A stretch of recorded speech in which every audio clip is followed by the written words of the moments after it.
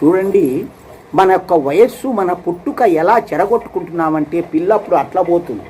అల్లర్చిల్లరగా తిరగడము, చదువులు అర్థం కాక, బుద్ధి అప్పుడు ఇంకా పని చెయ్యక అట్లా పోతుంది. యవ్వనమందు రకరకాల కోరికలతో, ఆశలతో రకరకాలుగా ఆ విధానంగా పోతుంది. భగవంతుని మనస్సు పడదు, భగవంతుని తెలుసుకునే ప్రయత్నం చెయ్యదు. తరువాత వృద్ధాప్యం వచ్చేలకు కూతుర్లు, కోడళ్ళు, కొట్లాటలు, గలబాలు, రకరకాలుగా నాకు కట్టలేదు, నాకు ఇట్లా చూడలేదు, నాకు అది కాలేదు అని చెప్పేసి బాధలతో అప్పుడు చేస్తారు. ఇంకా ఎప్పుడు మనకు జీవితం మీద.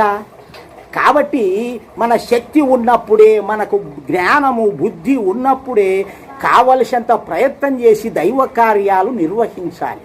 దైవాన్ని మనసులో పెట్టుకొని ధర్మ కార్యాలు చెయ్యాలి. ఇది మానవుని యొక్క ధర్మం.